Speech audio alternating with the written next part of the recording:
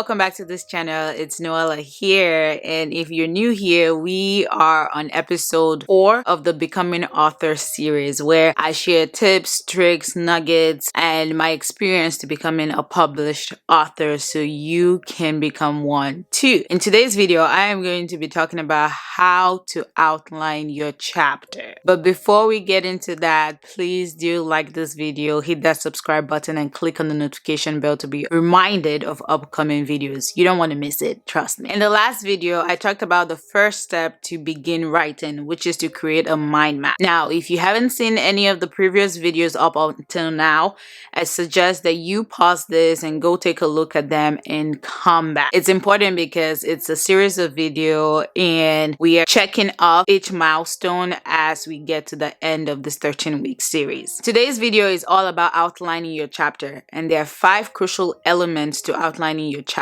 But before we talk about that, I want to talk about the framework of your entire book. There are 8 different frameworks, and your book can take one of those 8 frameworks. For example, my book takes the problem and solving framework, which is I talk about a problem either through a story or personal experience or a story from the Bible, and then I talk about the answer, provide the answer. I'm not going to talk about the 7 other frameworks, but I've created a Google Docs where I outline the 8 different frameworks that your book can take. Also, note that a framework sometimes does not only apply to the entire book, but it could apply to chapters, like the problem and answer framework. If you would like to get the Google Docs explaining the 8 different frameworks, check the description box for more info. Now, let's move on to the main reason of this video, which is how to outline chapters of your book. If you've ever written a college essay or even a high school essay, even if it's a 1-page cover letter, you know how to outline a book, because those 5 elements are basically your introduction, your 3 body paragraphs, and your closing. However, in the book, it takes a different format, which is still your introduction, your story, teaching, next step, and transition. But the same principle applies. Let me break it down. In the first step, the introduction, you are setting up your topic for your audience, your readers. You're telling them, okay, this is what I want to talk about.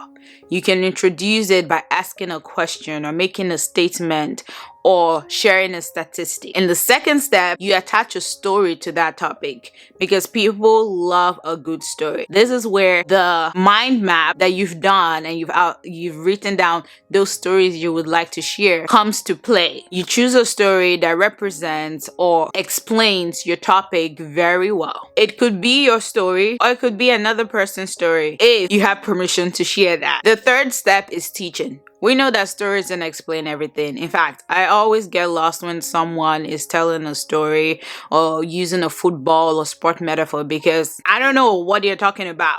So this is where teaching comes into play. Break it down to my level. Break it down to 10th grade level, where I understand what your story is trying to say about your topic. Number 4 is next step. What would you like your readers to do after listening to the story and you breaking it down in the teaching stage? Do you want them to do something or reflect or talk about something? This is where you call your reader to take an action. And number 5 is transition. Why this isn't always necessary? Most books, especially if they have a storyline and it just flows, depending again on the framework of your entire book, you might need transitions for every chapter. For example, in some chapters of my book, I refrained from going into so much detail in one chapter and told the readers that we would talk about it in another chapter coming. So this keeps the reader interested and still engaged and looking forward to read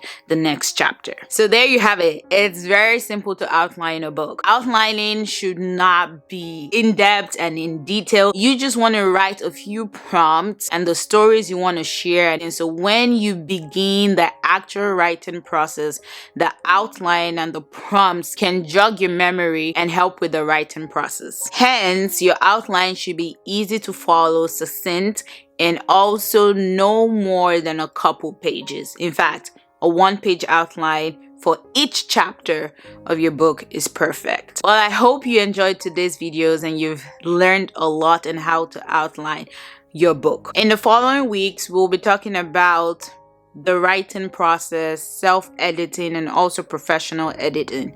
So do well to hit that subscribe button and click that notification bell to be reminded of upcoming videos every Saturday for the Becoming Author series. Again, thank you so much for joining, watching, and supporting. Check us out at Noelle's Nuggets on Instagram, Facebook, and I will see you in my next video. Bye for now.